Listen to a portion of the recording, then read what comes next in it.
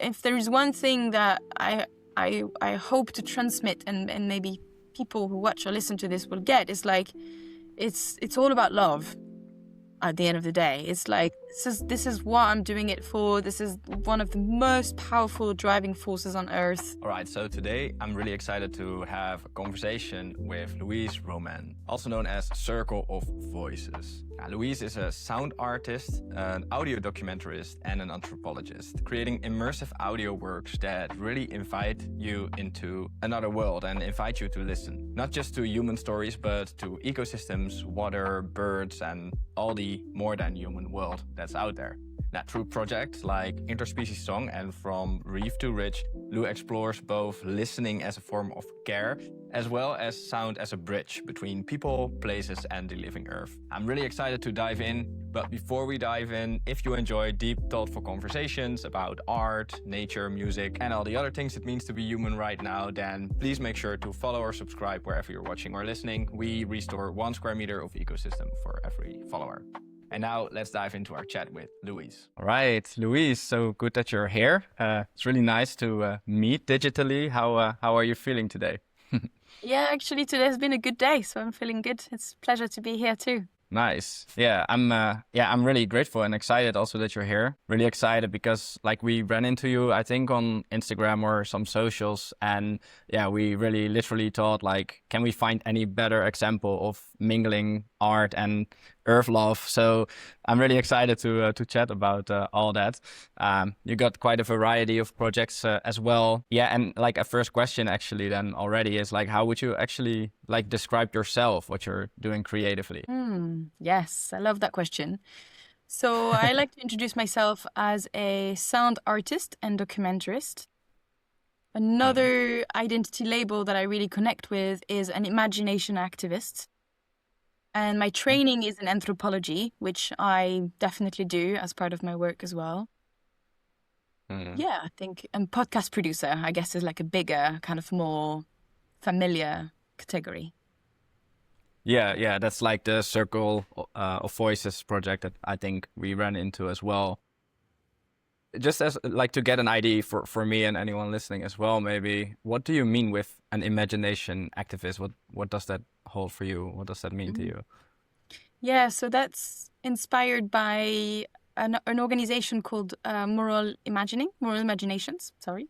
Their Instagram account is Moral Imagining, which was started by Phoebe Tickell here in the UK.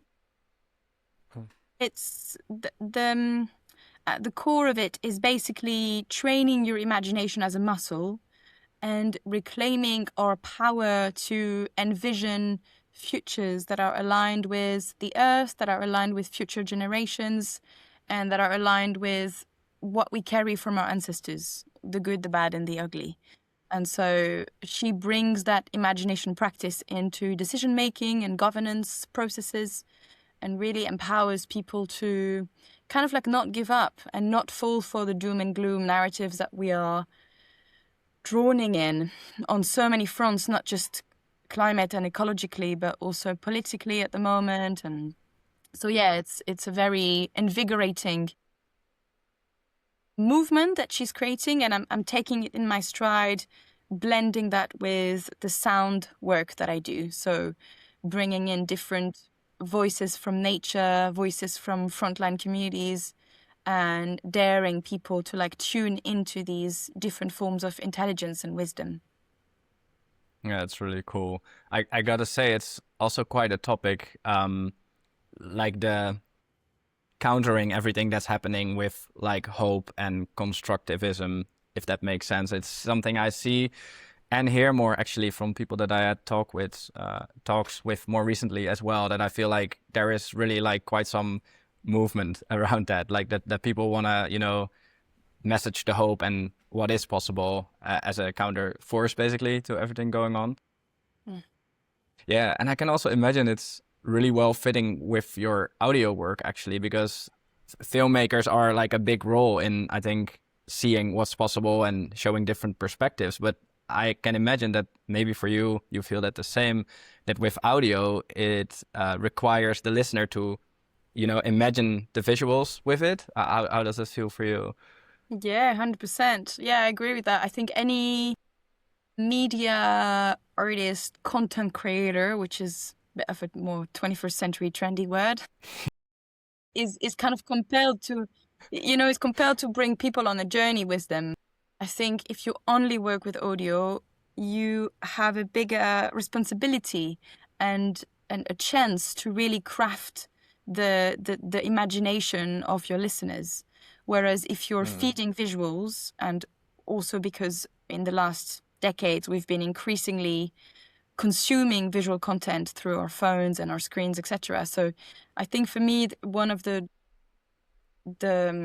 seduction of working with audio is to support people to relax actually a little bit and not be so much in the like kind of like consumption and being fed images and being fed pre-imagined ideas, but support them to let their imagination and their creativity run wild through very specific topics and still engaging them politically and so on. That's very cool. Yeah. I'm curious then if you're trained as an anthropologist, like where did the eco part come in and the audio part? Maybe start with the audio part now that we're talking about it. Was it always something that intrigued you, or is it something that came on your road somewhere? Yeah.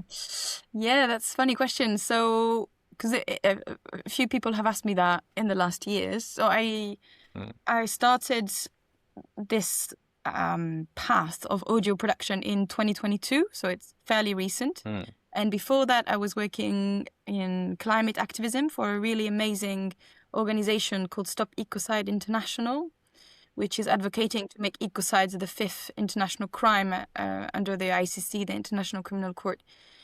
And before that, I was very deeply in the academic world as an anthropologist, learning languages, practicing different kind of methods around, yeah, that are very connected with like traveling to communities and more like the heart of ethnography, so being on the ground with people. And I think when I was a teenage, maybe 14 or something, my dad gifted me a digital camera. And I remember also in college, I grew up in France. We had a room where we could do like analog development. I don't know how you call it when you like develop films and stuff like that to see like a yeah, dark. like a black room. Exactly. So in those years, I was really drawn to photography. I did a few photography exhibitions in Paris and Berlin. Cool. And so it took a really long time for me to be drawn to audio. And I think the first incline towards it was when I did the first leg of my research in Canada among Indigenous peoples there in Quebec. And I was drawn to the topic of cultural revitalization. So, how do especially young Indigenous people connect back to their cultures and to their roots with ongoing colonialism and oppression? And as part of my practices, I was working with multimedia ethnography, so video, photo, audio, and text. And I had a very, I don't have it here with me, but very tiny, crappy sound recorder. Had just press and play kind of function. And I went out there to record whatever I could find, like some songs, a little bit, some kind of languages, the sound of the lake, these kind of things. And I think that was the first time that I was kind of experimenting with audio. And at that time, I was much more engaged with video and that kind of thing. And so I ended my academic journey, went into activism, NGO work, and then COVID hit, and I moved to England. And then after that, when the possibility was open again to travel, I left the work of the NGO and I embarked myself on a big adventure crossing Canada from east to west and spending another couple of months in Brazil during the national elections of Lula and Bolsonaro. And I was thinking, oh, what do I want to take with me to record my journey? And the sound recorder felt like a really strong call. And one of the reasons why was because I was already then starting to explore the boundary between nature and human, knowing that we are part of this ecosystem. So it's like an illusion of the separation, but at least in like how you can grab content and create stories, I wanted a medium where you could blend things a lot easier. And with video and photography, it's quite fixed, it's quite stable what you create. So that was one pull. And then the other thing was wanting to be a lot more discreet. And what I had realized from my research using the camera, it's like it's a very strong third eye, and you can't really ignore the camera. But a sound recorder, you can press play, and obviously whoever I interviewed on the road, I was always very transparent and honest, and I wasn't pressing it. And there has been cases where I'm also not really saying anything and I'm just pressing play. And so I like this kind of like more sneaky, slightly rebellious way to play with experience. Yeah. So the nature front, I think that's definitely early years, because my dad is big into ecology and sustainability, probably before even that was a word for him in his time. And we always would go on walks and adventures, and he's really into wildlife and all of that. So I think it really tainted my youth quite a bit. And what I like to share in interviews is that I got this like nature side from my dad, and I got the art side from my mum, who I used to do a lot of crafting activities and all sorts of amazing things with my sister. She would always be so on it, and from a really, really young age. And so these, we come from whatever our family brings in us as well. So these really fed who I am today and my interests. And I always lived in, like, I grew up in a semi-urban, kind of rural, on the outskirts of Paris, little town. And then from my 18 years onwards, I've always lived in big cities. And now, since moving to England in 2020, I've been in the countryside, and I'm like not going back to living in a city. So I think it's been really strong to be able to drink from the land and to eat directly local food grown by farmers here, listen to birdsong every day. Like, it's been so alive for me the last few mornings. I wake up and it's just like birdsong out there. So yeah, I think that's the inspiration. That's beautiful. Do you feel like the travels influenced your feeling of like not wanting to live in super like city environments anymore, or was that already something that you would have felt, or is it that you took from the travels as well, or from maybe learning from the travels and the documentaries then what living as a human means in the entirety of being just part of the whole or something? Yeah, beautiful. What it makes me think of is I think spending time with indigenous peoples in all these different countries and regions showed me the importance of community, tending to community, being connected to community, and in a way that like the community sees you and you see your part in it. And you can have that in cities, you can have that in urban neighborhoods, 100%.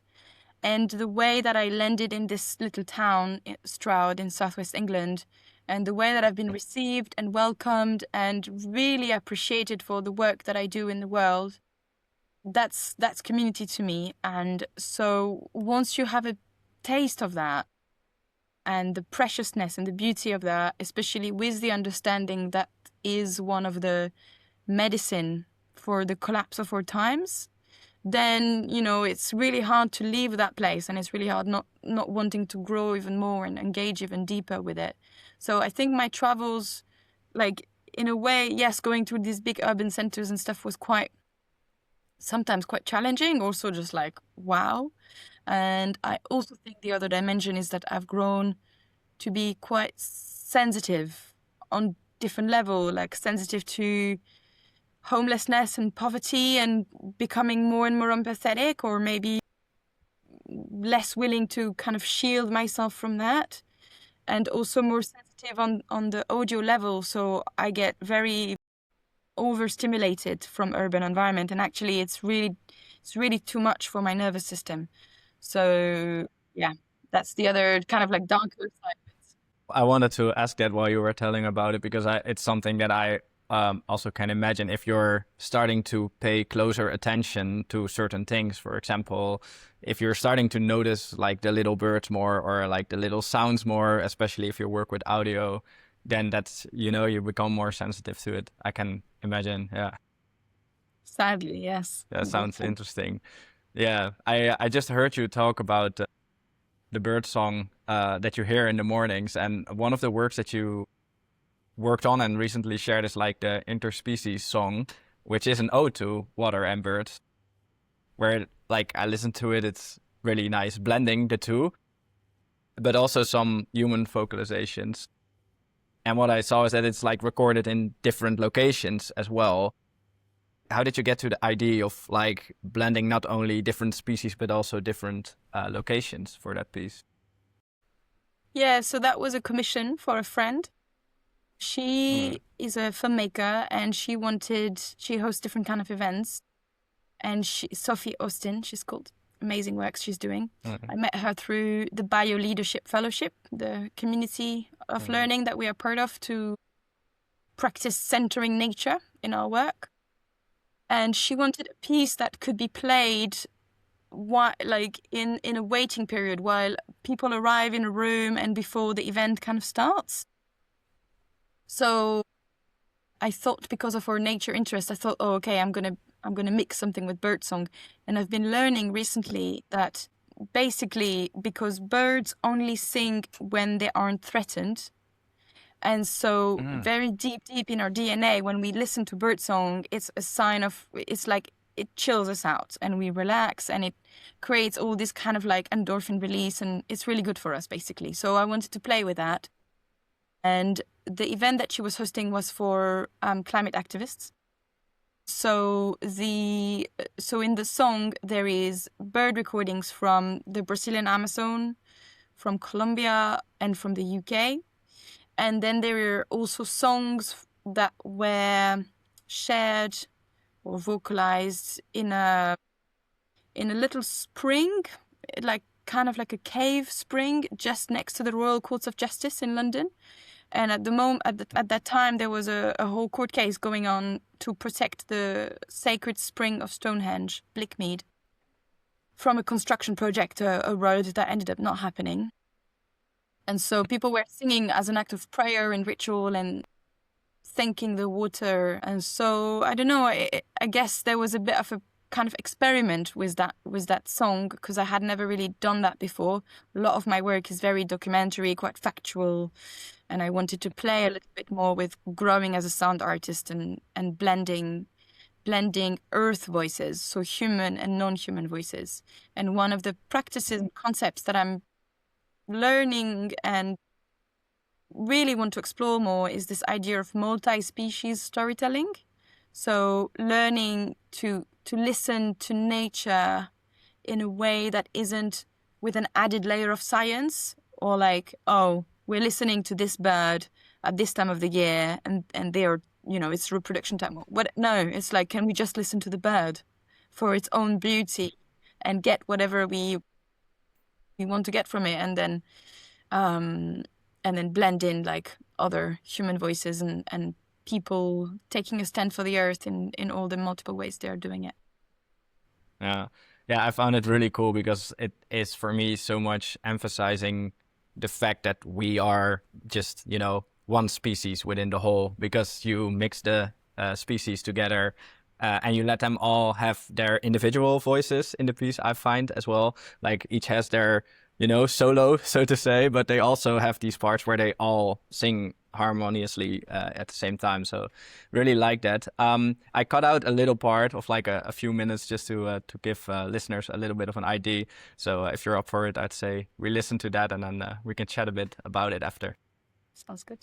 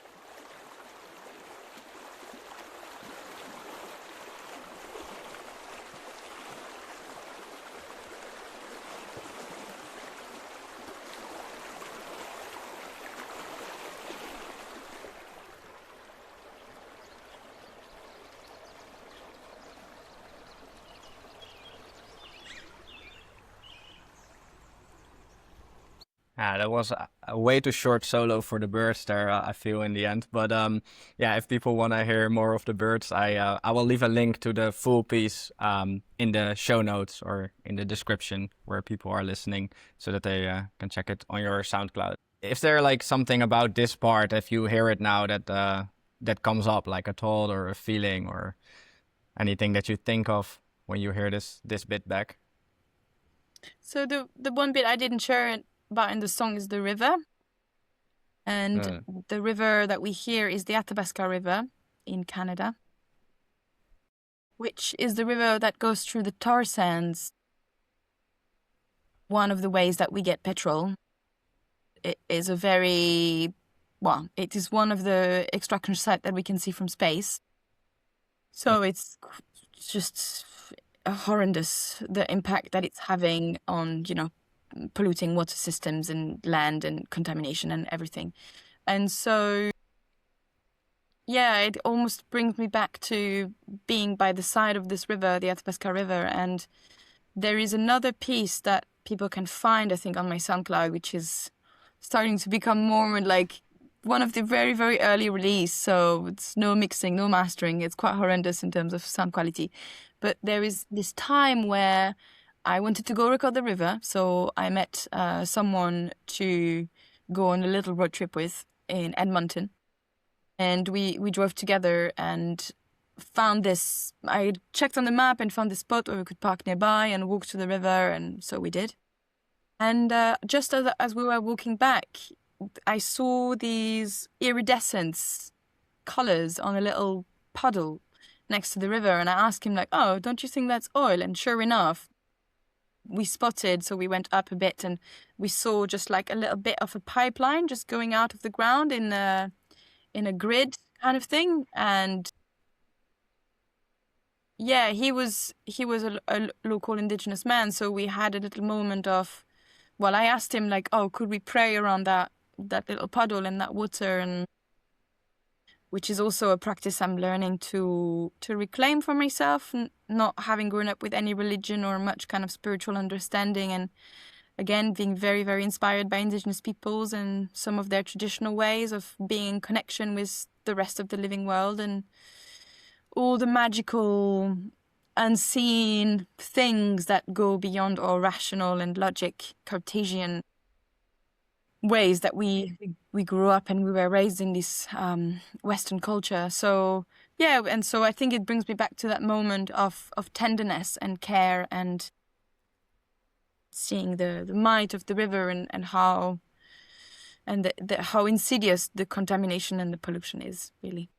I find it interesting to hear about the spiritual growth, how that happens, especially since you mentioned that you didn't really grow up with a religion or things like that, and it sounds like something that you're really learning also through your journeys now and through your works.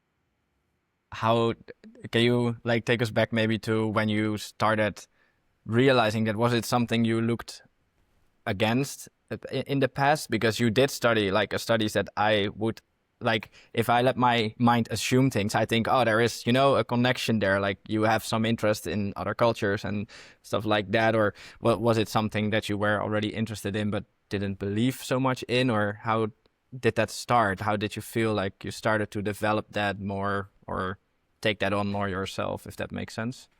Yeah, it was probably connected with so I mentioned earlier, the very first time I visited Canada was for this research project in anthropology and working on this topic of cultural revitalization and asking people lots of questions about their ancestry. And I think spirituality was in the topic list, but it wasn't something that I had really understood or grasped as something that I could relate to. It was something to be studied or to be, I don't know, that didn't belong in my culture. And so when I came back home, I realized that I had been asking these young women about their ancestry and their grandparents and their cultures, and I didn't even know my roots. I didn't know about my family. And so I think that was, for me, that was the door into that, because because there was something around learning about the kind of people that I come from on both sides, on my mother and father's side, and I have a lot of my grandparents still alive at the time, which really helped with that. And I sound recorded all of them as well, which is very sweet. And then, so that was like one kind of like, I felt like at least I could see the door kind of thing, whereas before I didn't even know there was a door there. And then I think I found the key to the door, if you allow me that not very, I don't know, like very basic metaphor. When I moved to England, and there is I would say there is a strong revival for Celtic, pagan, sometimes that is quite strongly inspired by like the Victorian era, and because the Celts didn't write anything, they were old cultures, like we don't actually know much apart from archaeological records.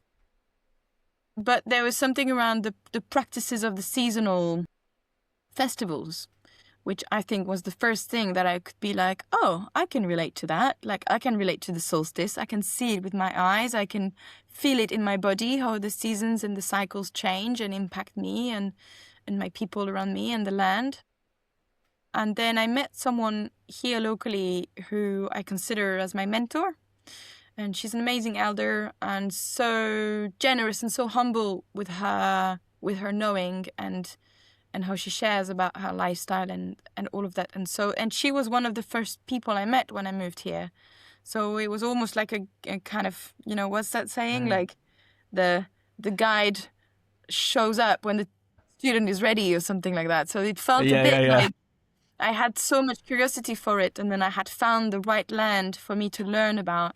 Because I think, again, like spirituality can be very loose and it can be very unbounded, you know. There's so many cultural traditions and spiritual traditions around the world, and yes, you can get quite passionate about them. And there is a much deeper learning that happens when you're bound to a place where you can practice and learn from and learn the plants and learn the rhythm and all of that. Yeah, to become part of that like ecosystem, also culturally, that's around the place then. Exactly. Yeah. Yeah.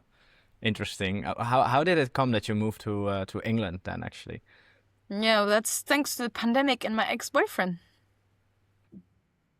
One of those stories, you know, like the COVID pandemic just changed your trajectory, and my ex is from Stroud, so that's why we're living here. Yeah. Yeah. And how is that to be there still now? Because you also said that you were really taken in by the local community, and also I hear you say that you found like someone that you see as a mentor and that helps you like in your personal growth and spiritual growth within that personal growth. So it sounds like it had to happen or something. Yeah, I love it here. I've lived in different countries, and I think there was also a bit of an exhaustion around moving somewhere else, doing the whole bureaucratic process, learning the language, making friends. Like, that's amazing, and I highly recommend it to anyone. And there is also, like an exhaustion to that. And I was just feeling like I don't want to be doing that anymore. And there is an uprooting that happens when you've been somewhere for some years and you've made some strong connections, and then you have to leave. And that's actually quite painful, and there's a lot of grief there. So, yeah, for now, this is the place where I want to be. It's also quite close to my family and friends. There is something around I'm trying to use a polite word, the chaos or the messiness of England, and that I'm really drawn to, as like with my strong kind of revolutionary spirit, where I'm like, oh, I want to be at the heart of imperialism and at the heart of, like, you know, where the empire will collapse kind of things. Good place to be. Yeah. Can feel messy, but yeah. Do you I wrote one question down because I'm curious about it, and it might fit with what you're just saying now. Like, I wrote down if you also work with audio, because like the modern society and modern life in some way like deafened us as people a bit. I don't know how big of a role audio plays in that and how that connects to your work, but something that I thought of and that maybe fits with what you just said. Can you expand a bit more? What do you mean about how it deafens people? Yeah, because I feel like, I think you already mentioned a bit in your answer on why you choose audio in some way, because you feel like you want to give people some room to breathe and to listen to it and not have, I think, if I understand you correctly, like not have all the sensory overload from all the different ears, eyes, taste, everything at once. And I feel like there is a lot of like, yeah, let's call it noise or something in that sense. Or how does that feel to you? Yeah, I agree with you. It makes me think of this piece I shared with you, the spoken word poem, Ascoltaci. Yeah. There is that line in there, like, we have created so much noise as humans, as a species, with all our machineries and behaviors and civilizations, that we struggle to listen, we struggle to pay attention to other species, some of which are much, much, much, much quieter, actually speaking on different frequencies than we can actually hear in our human range. But I think there is also a lot of healing that can happen with slowing down in the fast-paced modernity madness that we're in, and the kind of like urgency, the push for urgency, whether it's urgent action, urgent solutions, urgent investment, urgent healing, even. Everything needs to be happening now, yesterday, rushed.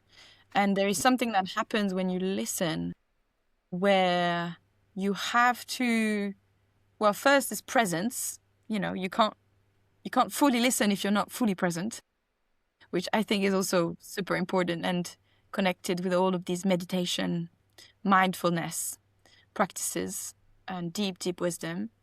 And then the slowing down is the fact that if you're listening to non-anthropogenic noise, so noise that's not produced by humans and machines, then you need to kind of change your pace and change your rhythm a bit. And obviously there are sounds that can be quite intense, like waves crashing, or ocean can be like quite powerful. But they've been also exploring like, what does it mean to listen to stone or mountains beings, where, it doesn't quite make sense on the like auditory level. It's like they don't speak to us in a way that makes sense.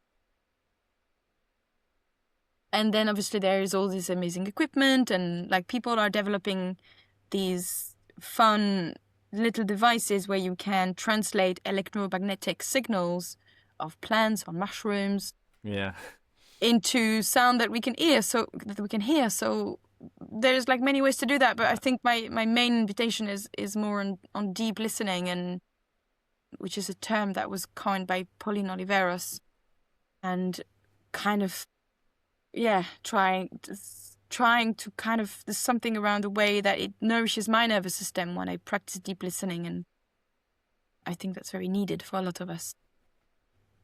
Does that include then, if I take your example about the stone or the mountain, that they might be communicating on in a way that we don't understand because we're trained with our senses to listen with our ears to certain frequency ranges or something, while a stone or a mountain can speak to you its stillness or its state, or how do you mean that? Yeah, it's I'm not sure how I mean that, to be honest. I think there is because it's very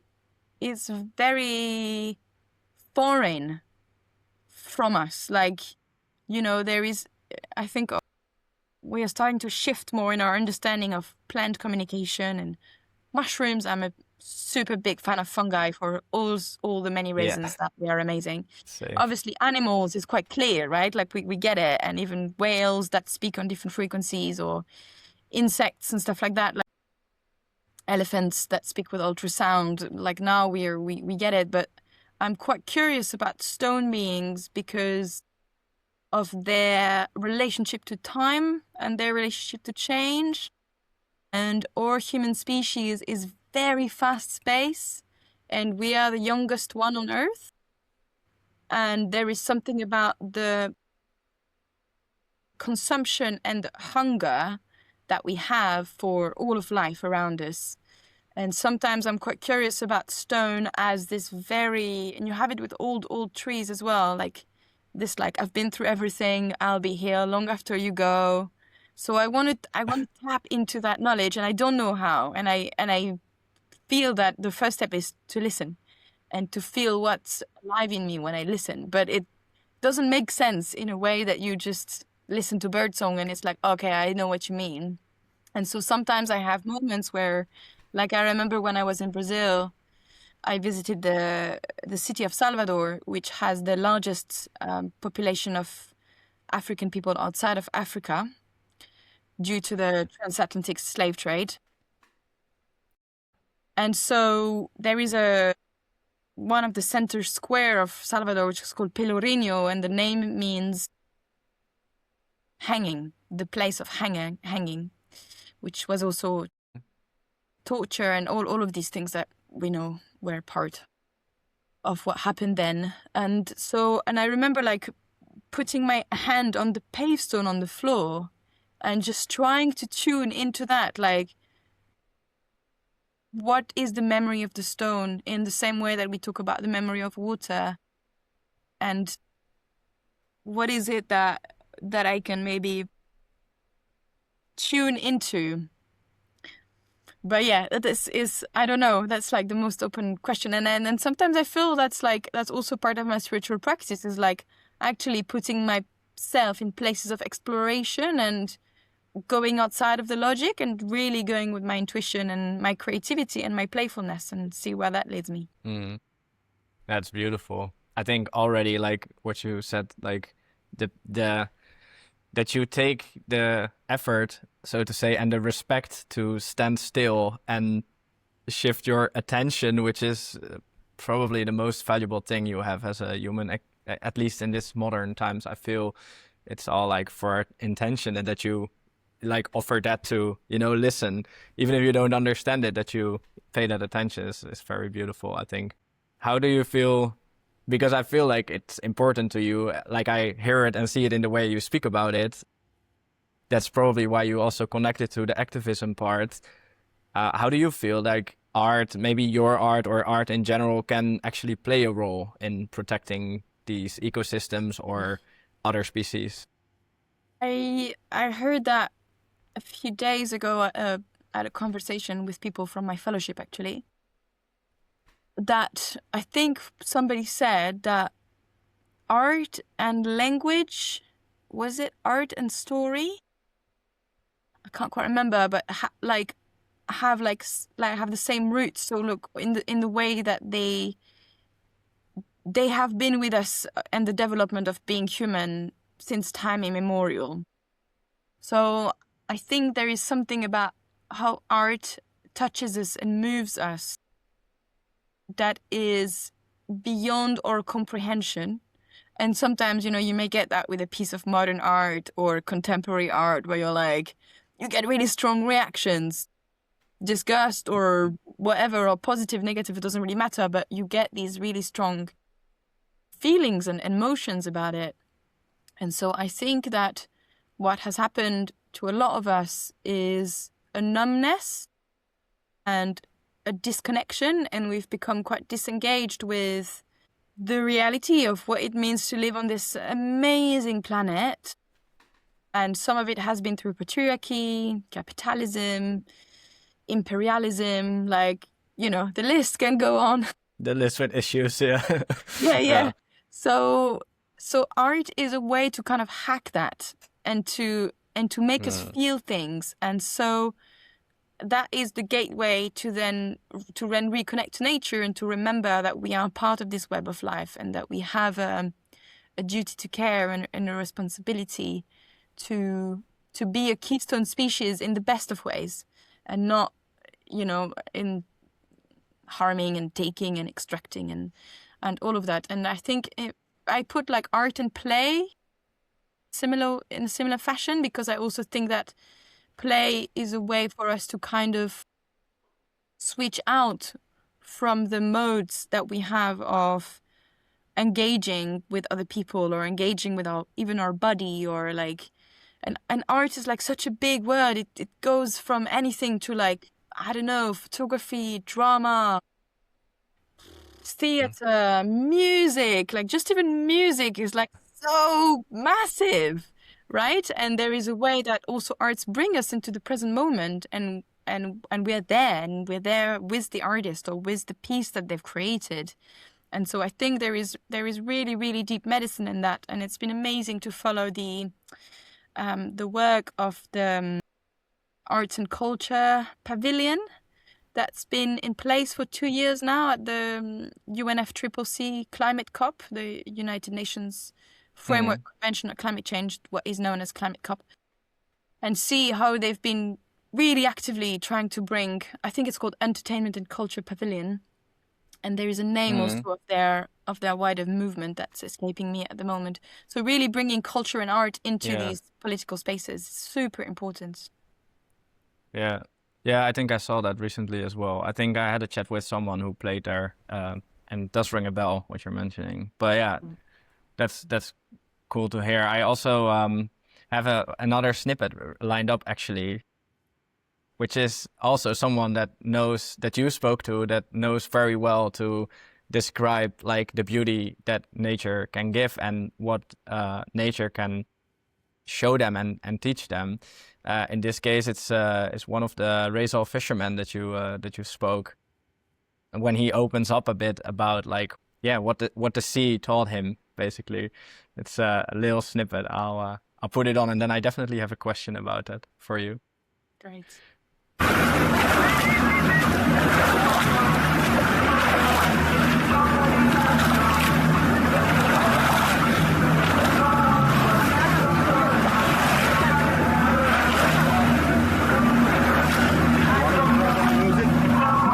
To turn on the music so you tape something? Which one? Well, if you need it, you let me know. It's more authentic with the music. All right, cool. When you need the music down, you let me know, all right? That's cool. I love reggae also. All right, nice. Nice. Yeah. I'm thinking you spend so much time with the ocean, with the sea.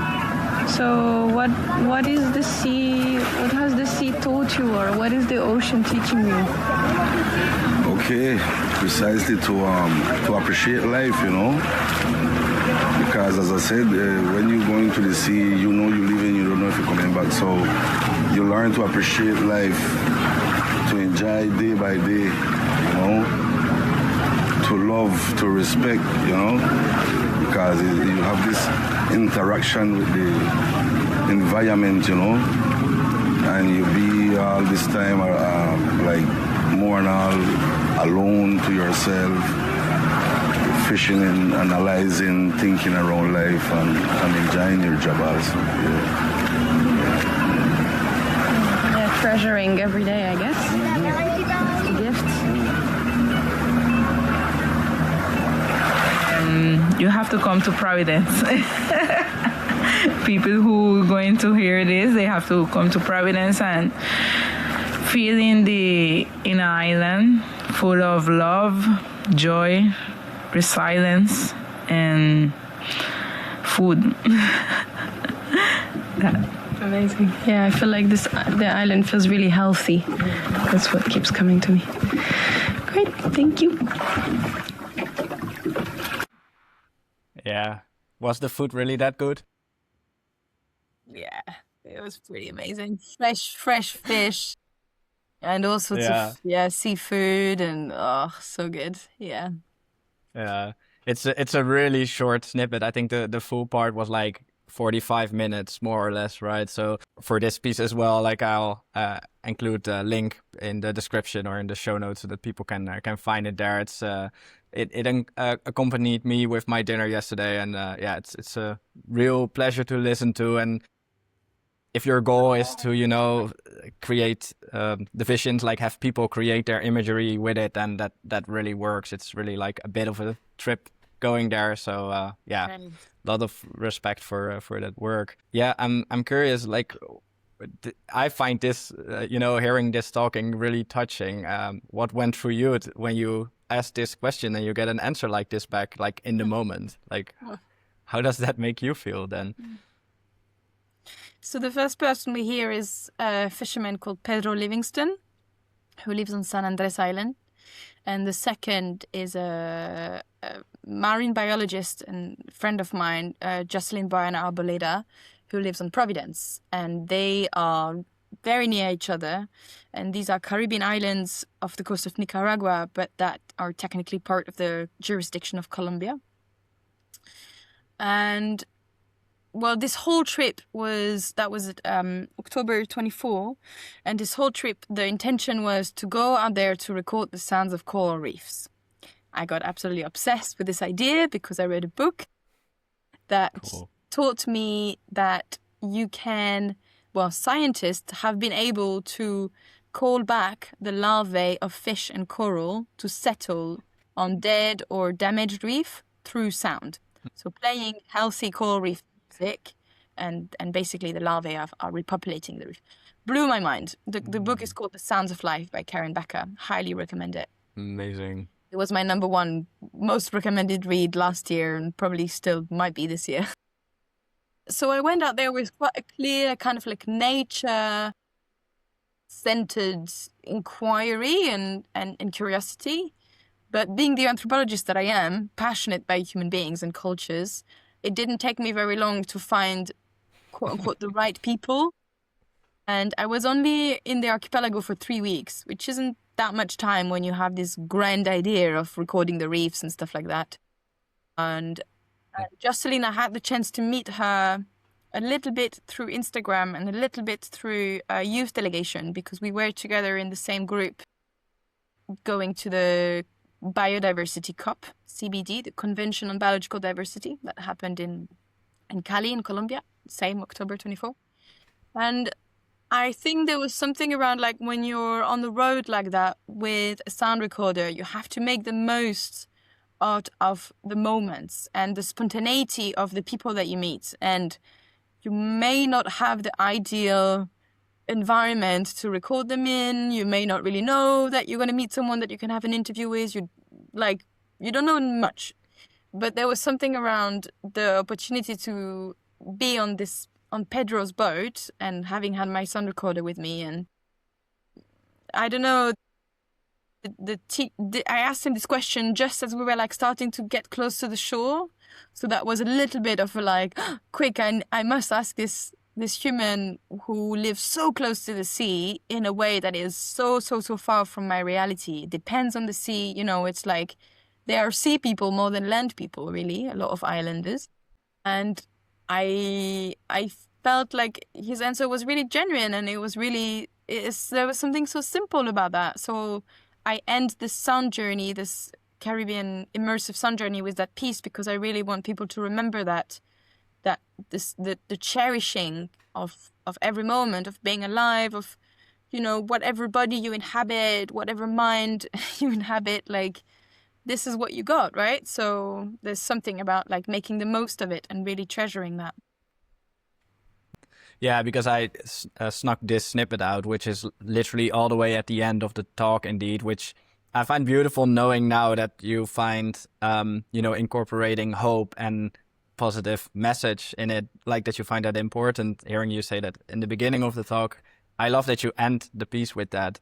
But throughout the piece, you also dive literally a bit deeper as well, right? On indeed, for example, the role of like females in the diving world and in the biology world, the underrepresentation of that, how people keep tough in that, but also the challenges that the island has in terms of climate change and what the mangroves mean to you, and that you started to fall in love with the mangroves, or someone you spoke to as well.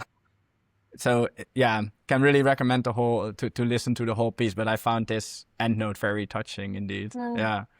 I brought this little this is a little heart made of coral. Aww. That I got from really? one of the excursion, and that's sitting on my desk as like a little reminder to stay close to the corals. And again, I had a similar practice. You know, I'm not a water person at all. I'm not comfortable in open waters. But I had this practice of like, okay, I'm here to listen to the corals, and not just with my equipment, but also with my heart. Because sometimes when you think about listening, it's like, oh, it's just your ears. And actually, you can listen in a lot of ways. And And yeah, what some of the corals shared with me was around the deep pain and the deep trouble they're in. And, we've been through, I don't know if it's the fourth or the fifth mass bleaching waves, and a lot of them are really, really struggling. And so the message that I got from this ecosystem was around, we need help. We really need all that you can throw at us. And for me, as an artist with my sensibility, but also as a media producer, I really wanted to share some of that beauty and some of that kind of grief, and not just from the nature perspective of like listening to the sounds of the water or sounds of corals, which they don't technically make sounds. It's the shrimps that live in the corals that make the sounds that you can hear in the piece. But also from the people that take care of them, right? And like hear their process of like going from some of the fishermen that weren't educated and that were literally breaking the coral to get the lobster or the fish, then turning, thanks to local advocacy effort and education campaigns, to then absolute protectors. And they are like raving about the coral and how much they love planting it and taking care of them. And like I've shared this piece live twice because I've been really enjoying like sharing it with my community and with my people. And I think there's something very special about, in the same way that you watch a movie, like listening to a sound documentary together. And I've done it in a way that's sandwiched with a kind of improv theater play at the beginning, and then the documentary in the middle, and then ending with a ritual calling in our deepest intention for ocean care. So as a way to integrate whatever people have listened to. And one of the things that came back really strongly for people listening to the piece is like the love of the fisherman for the corals and for the sea. And that's like, for me, this whole thing around activism and nature is like, if there is one thing that I hope to transmit and maybe people who watch or listen to this will get, is like, it's all about love. At the end of the day, it's like, this is what I'm doing it for. This is one of the most powerful driving forces on earth, literally, like reproduction love, but also it's like the beauty that love generates. That's really beautiful. And I think you hear that, and I love that you ended your piece with that, but also apparently the live showing that you also end that with the positive note, the hope, the love. It's beautiful. I'm curious, I remembered something you said way earlier in the talk, but I wanted to chat a bit about how people that maybe want to start with, listening closer to the planet, or maybe people that make art in some way want to connect it and, include nature in that in some way. I heard you mention, I think, Bioleadership, that's right. Yeah. How do you, if you're not into those now at all, how do you set the first step to like get involved in the right direction? If you can give a tip to someone that is interested in that or finding out more about how to connect their work in some way. I think the word that's come to mind is like intention and intentionality. So as in, go outside and listen. And you may not hear much nature sound. You may hear more car, plane, or other things. But there is something about the intentionality of like going out there to pay attention to, which is what we talked about earlier. And you can also do it visually if you're not so much in like an audio person, but like go out there and look at the tree that's in your neighborhood, and like, oh, can you spot an ant? Can you spot a primrose? Can you spot a snowdrop? Because at least in the UK, these are the plants that are starting to come up. Intentionality and repetition is probably the two things I would recommend doing as like quite accessible practices. So can you visit that tree? Maybe not every day, but maybe every week or every month. Can you maybe try go outside to listen at, 11 p.m. and 11 a.m. and see if you notice any difference. So there's something around like sometimes we can set the bar really high and like, oh, I need to join this thing, or I need to sign up to this course, or sure, so many amazing resources out there. And there is something about starting where you're at. So if you want to bring that like ecoacoustics, that sensitivity to listening to the sounds of nature closer to your life, first step is just do it. just do it, you know? Start listening and then Exactly. Yeah. I love that what you're saying is actually tying super strong also to what we just said about the, you know, the love thing, because it's literally everything you give attention grows, right? And then if you can do it with the intention you mentioned and with the repetition, you basically let that grow. It's really beautiful. Yeah, and then there is maybe like another invitation is there is something called tree.fm, and there is another one that's I can't remember the name. I'll pop the link to you, and then you can share it in the notes, which are only nature sounds. So like basically a web radio that's only playing nature sounds. And so maybe an invitation would be like, if you're an artist and you're used to listening to music while you create, well, try listening to one of these nature radio and see how that maybe changes your internal emotional state. Or, you know, try waking up and playing wave sounds. There is also like lots of playlists on, you know, all sorts of like Spotify and SoundCloud and all of these things where you can, like Spotify last year launched a nature as an artist. So, you know, there's lots of things that you can find out there, and maybe like Earth Percent project. Yeah, that's right. Yeah. Exactly. So maybe try that. You know, just like, oh, I'm going to try and listen to birdsong today. And if you don't have them accessibly, play them via your screen. If it's terrible weather, you can still do some forest bathing, basically. Yeah, that's right. That sounds cool. Yeah. I'm almost slowly heading towards the end, where we still will listen to your song together with Squiff Eye, or your collaborative work, which is also based on a tree, right? Like the name of the song is a tree name, right? Oh, I don't know. Maybe it may be a tree. No, ascoltaci. It's an Italian word. Okay, I thought it was a tree species, but I like that. Maybe I was completely wrong. I mean, I could be as well. So the title is in Italian. It means listen to us, because the piece came to me when I was in Italy at a conference, at an ecoacoustic conference. So that's why I named it like that. Yeah, I wanted to ask, like, how did that shape up? But you met each other in Italy then when you were.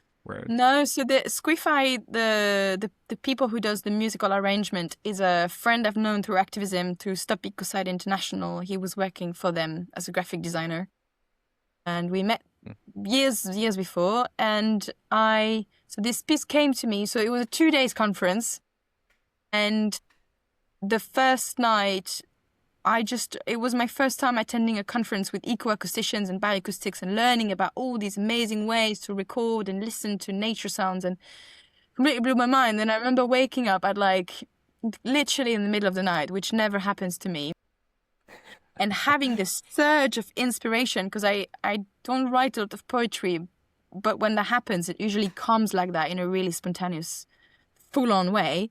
And this piece literally came out of me, and I'm just like, okay, I'm gonna stand up and start writing this thing. I do a lot of journaling, so I have a long writing practice, and then I shared it at the end of the conference. So I worked on it a little bit the next day, and then I shared it with everyone, and then I just filmed myself, recorded myself, and posted it on social media. And my friend Andy Squiff saw it and was like, oh, I was just testing it with some music in the background. It sounds really good. Can I just put them together? I'm like, yeah, sure. And then it became a track. Oh, that's cool. Yeah, that's awesome. Also, what you said with the 3FM example, like if someone's like doing visual art or something, like putting it on the background, and love seeing how that, what's the word, cross-pollinates basically there, and how new pieces are born from evolution of one piece. It all connects, isn't it? Yeah.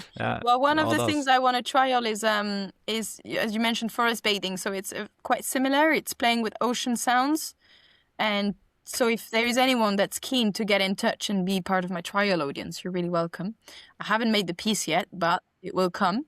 And it's basically, Cool. so I want to try, basically it's like have a 2-minute, a 5-minute and a 10-minute ocean track.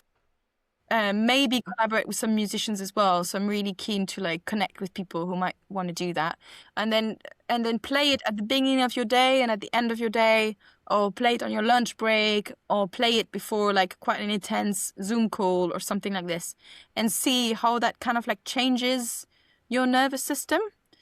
Because I think That's there's really something cool. around waves and ocean sounds that's like really, really soothing for maybe not all of us, but some of us. So I want to start doing Yeah. these trials, and That's awesome. I actually wrote down for myself that I wanted to do some challenges with myself. So I'm now doing 30 days of walking every day for 2 hours in the forest to see how that is making me feel each day, and then reflecting a bit on that, and afterwards seeing what it taught me and stuff. And one of the things I also wrote down is like having the audio play in my home. So yeah, maybe I'll reach out when you have it ready. Yeah, amazing. I'd sounds love really that. cool. I want to thank you very much for this conversation, and for the time that you made, and for sharing so openly.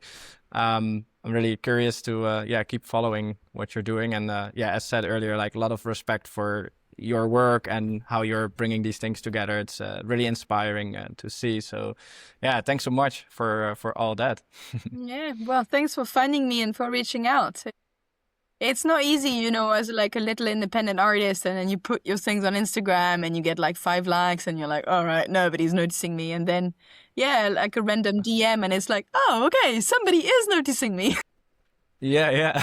It's very sweet. Yeah, I think that's like a tip for people that do like these kind of artists like you as well. Like, it really is worth to actively seek yourself a bit, because there's a lot of algorithm is very much like whatever you watched longest or whatever you liked before is popping up in front of you, but you have a search bar where you can search for hashtags or for keywords or things like that. So or look at these pages like Earth Percent, or you know, and go in the artist, go see what people follow those pages, and you might find really cool artists that have a lot of intention and meaning behind their art. So yeah, little tip to close off. Yeah.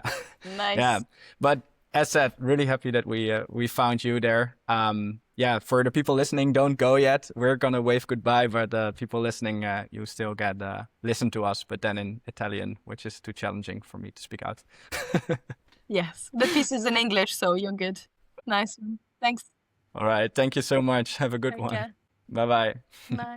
Thanks so much for joining us for this conversation. I hope you enjoyed it as much as I did. If you want to support our project and make sure that we can keep having more conversations like this and support earth-loving artists and restore more ecosystems, check the link in the description for helping us keep doing that. And if you didn't already, please follow or subscribe, because we restore 1 square meter of ecosystem for every new follower. Thanks, and have a wonderful day.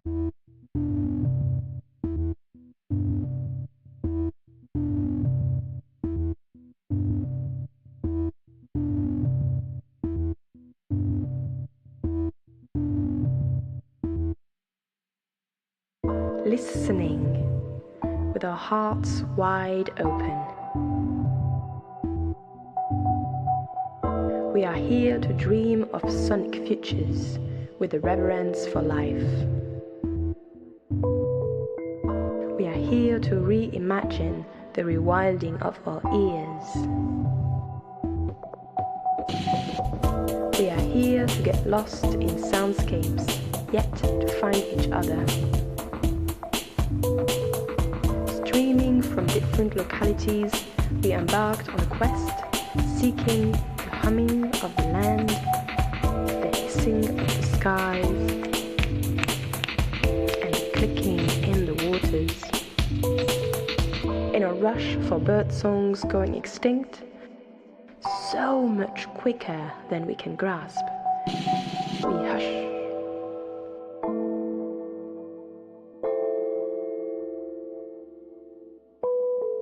Trying to make sense of the evermore silence of our biosphere, while our everyday seems to get louder and louder.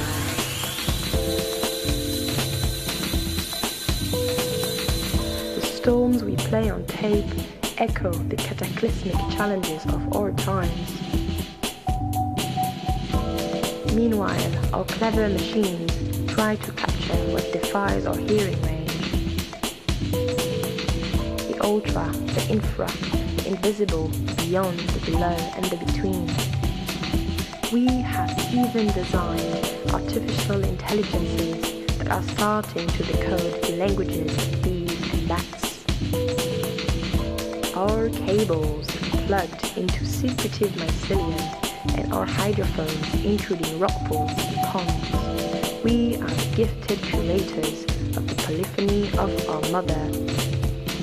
Yet, as a species, we have created so much noise that we can't seem to truly listen when her children cry and scream and die. But some of us do. Those who haven't let go of a sense of wonder for this beautiful and complex world. Those of us who pay attention to frequencies and vibrations. Those of us who attempt to make the planet's gentlest voices heard despite our physical limitations. And so our dreams grow bigger and our acoustic calls reach further. We listen, we listen, we listen. What do you hear, child of the earth?